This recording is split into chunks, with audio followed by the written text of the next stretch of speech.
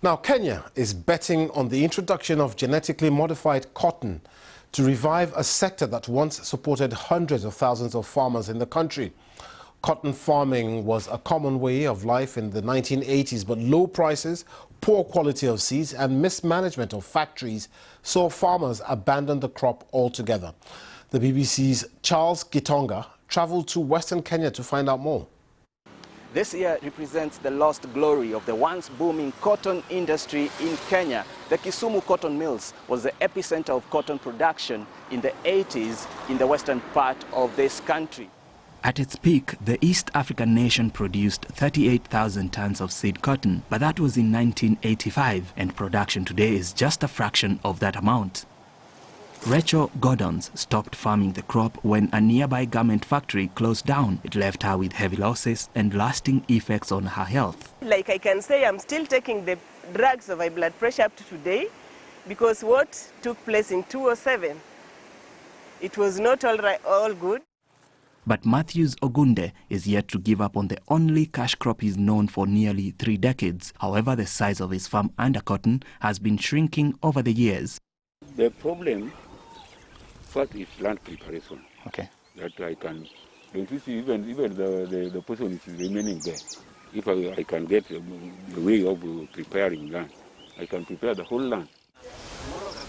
Ogunde takes us to a nearby cotton ginnery owned by a local farmers cooperative. The facility was constructed nearly 10 years ago at a cost of $70,000. It's been 7 years since any cotton was ginned here.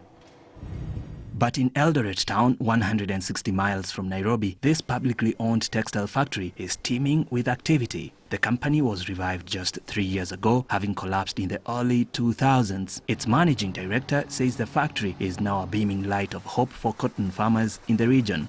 The cotton glory is been dead for more than 10 years, and therefore what we are doing to bring that glory back on the backward integration is to be able to give farmers free seeds and pesticides to entice them to buy cotton.